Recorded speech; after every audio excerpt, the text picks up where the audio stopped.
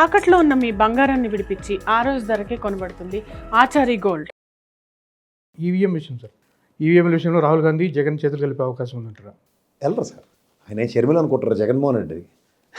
వీళ్ళు ఏ మెంటాలిటీ ఉండదు. అంటే కాంగ్రెస్ కలిసి కాదు ఈవీఎంల గురించి పోరాడటం జరుగుతుంది. లేదు సార్, అది జాతీయ స్థాయిలో ఆల్రెడీ జగన్మోహన్ రెడ్డి గారి కన్నా అనే వ్యక్తే పార్టీ వైఎస్ఆర్సీపీ ప్రొయాక్టివ్గా కాంగ్రెస్ కన్నా ముందే వెళ్ళింది. And in the same scenario ఇవన్నీ ఖచ్చితంగా యాడెడ్ అవుతాయి.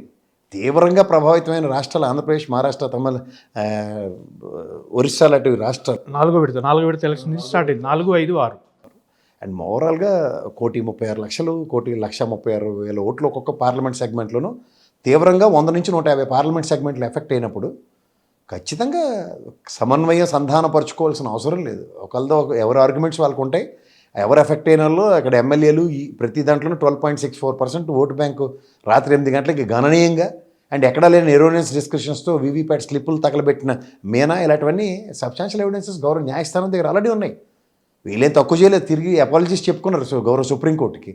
సో దీని మీద రాజకీయ కోణంలో 95 లక్షల తీవ్ర ప్రభావం క్రియేట్ చేసిన బీహార్ ఎలక్షను ఇవాళ ఏమీ కాకుండా తొలగించామని చెప్తే గత మిస్టేక్ని ఎవరు రైటిఫై చేస్తారు? ఎందుకంటే ఎలక్షన్ కమిషన్కి స్వతంత్ర ప్రతిపత్తి ఉందని నిన్న కూడా మాట్లాడుకున్న విషయం. వాళ్ళు ఇష్టారాజ్యంగా ప్రజాస్వామ్యాన్ని భ్రష్టు పట్టించే కార్యక్రమం అప్పుడు దేనికి ఎలక్షన్ కమిషన్? దీన్ని ప్రక్షాళించవలసిన ఆవశ్యకత సంతరించుకుంది.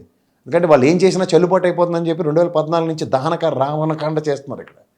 దానివల్ల తీవ్రంగా చాలా పార్టీలు నష్టపోతున్నాయి. అందులో వైఎస్ఆర్సీపీ ఒకటి, కాంగ్రెస్ అయితే తీవ్రంగా నష్టపోయింది.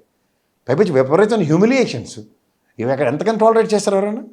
సో ఆ ప్రస్థానంలో ఖచ్చితంగా జగన్మోహన్ రెడ్డి అనే పార్టీ ఆల్రెడీ ఫ్రంట్ ఎండింగ్లో ఉంది. కాంగ్రెస్ కూడా ఫ్రంట్ ఎండింగ్లో యుద్ధం చేస్తుంది ఎలక్షన్ కమిషన్ మీద. There is nothing wrong in it.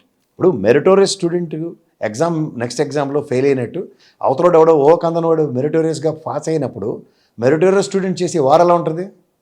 అది జగన్మోహన్ రెడ్డి. మిగిలిన సంగతి మిగిలిన తెలుసుకోమండి ఎవడు మెరిటోరియస్ స్టూడెంట్ నేషనల్ లెవెల్లో. As far as election is concern, one he has delivers 151 సీట్స్తో డెలివరబుల్స్ని 5 years ప్రజలకి సంక్షేమం అందించి ప్రజా రంజక పాలన ఇచ్చిన తర్వాత ఇన్ఫ్రాస్ట్రక్చర్ విషయంలో ఏమేం చేశారో అద్భుతాలు కొట్టొచ్చినట్టు కనబడిన తర్వాత కూడా మరీ పైశాచికంగా 11 సీట్లు అంటే ఎవరైనా ఆలోచించవలసిన విషయం అది. మీరు బంగారం తాకట్టు పెట్టి ఆ బంగారం డబ్బులు కట్టలేక ఇబ్బంది పడుతున్నారా? ఆచారి గోల్డ్ వాళ్ళు మీ బంగారం కొని మీ లోన్ తీర్చి మిగిలిన డబ్బులు మీకు ఇచ్చేస్తారు. ఇంకెందుకు ఆలస్యం? ఆచారి గోల్డ్ ఈ నెంబర్స్కి కాల్ చేయండి.